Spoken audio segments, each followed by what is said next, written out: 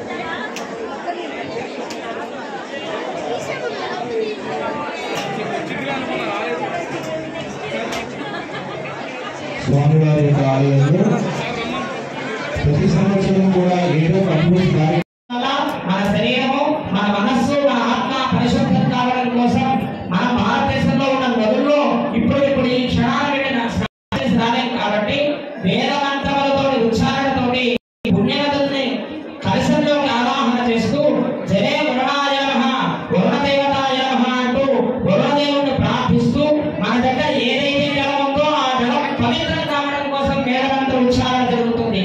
తదుపరి కార్యక్రమం పుణ్యహవ ఏకో లోకాంగ పరమాత్మ లక్షణాకం తాంబూలామి సమర్పయామి మంగళ నీరాజనం దర్శయామి.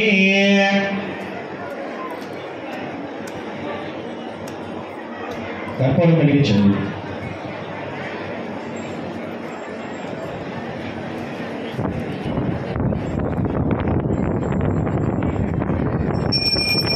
तर्जने हस्तमुद्राय मंगलम शांतमूर्ते सर्वविघ्नविनाशाय विश्वक्सेनाय मंगलम मंगलाशासन परैर्मनाचार्य पुरोगमैः सर्वैश्च पूर्वैराचार्यैः सत्कृतायास्तु मंगलम.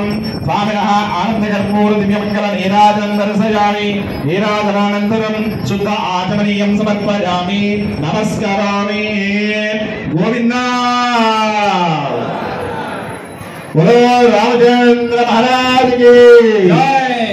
समस्त राजादि देवता गोविंदा गोविंदा. रामाय रामभद्राय रामचंद्राय वेदसे रघुनाथाय राधाय सीताय पतये नमः. రామ అనే శబ్దం గురించి ఒక్క నిమిషం తెలుసుకుందాం స్వామి. రామ అంటే మనం తరిస్తాం. రామ శబ్దంలో ఉన్నటువంటి అంతరార్థం ఏమిటయ్యా అంటే రా అనే అక్షర బీజం నారాయణ అష్టాక్షరిలో ఉన్నటువంటి నమో నారాయణాయ అనగా రెండవ అక్షరం. మా అనేటువంటి బీజాక్షర అర్థం నమశివాయలో రెండవ అక్షరం మకార బీజం. सूर्याय विश्वक्सेनाय ते नमः. अनया ध्यान